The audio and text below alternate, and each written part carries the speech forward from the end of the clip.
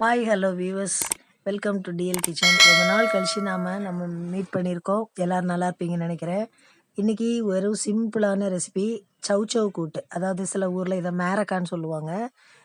சவுச்சவ் கூட்டு ரொம்ப சிம்பிளாக எப்படி பண்ணுறதுன்னு நம்ம பார்க்குறோம். இது வந்து ஒரு சின்ன சவுச்சவாக 2 சவுச்சவ் தான் நான் கட் பண்ணியிருக்கேங்க.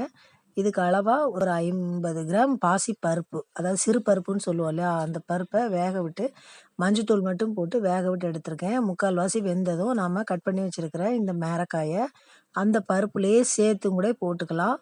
அந்த காய்க்கு தகுந்த உப்பு, மஞ்சத்தூள், 2 பச்சை மிளகா, காரத்துக்கு அதாவது இந்த 2ங்கிறது வந்து மணத்துக்காகன்னு கூட சொல்லலாம்.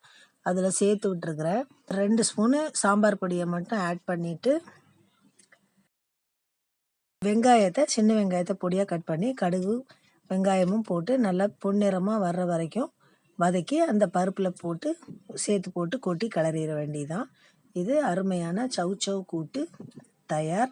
இதை வந்து சூடான ரைஸ்க்கு நெய் போட்டு இந்த சவுச்சவ் கூட்டு போட்டு சாப்பிட்றதுக்கு ரொம்ப டேஸ்டியாக இருக்குங்க. இதை நீங்களும் ட்ரை பண்ணி பாருங்கள், நல்லா இருக்குங்க. தேங்க்யூ ஃபார் வாட்சிங்.